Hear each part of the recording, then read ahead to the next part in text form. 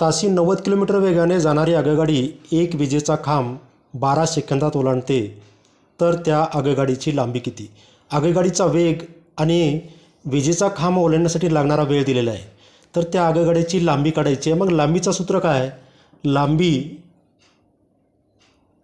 लांबी बरोबर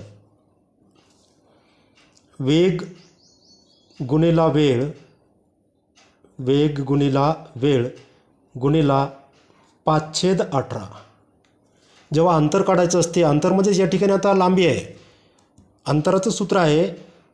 मग अंतर काढण्यासाठी आपण काय करत असतो? वेग आणि वेळाला 5/18 गुणत असतो. या ठिकाणी 5/18 गुणायचे. किमती टाकू या ठिकाणी. तर आगगाडीचा जो वेग आहे तो दिला आहे 90, म्हणून या ठिकाणी 90.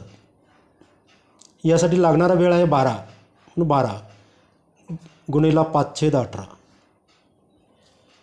18ने 90ला भाग द्यायचा. 18 एक 18 आणि 18 पंचे 90. ठीक आहे. आता राहिलं काय या ठिकाणी?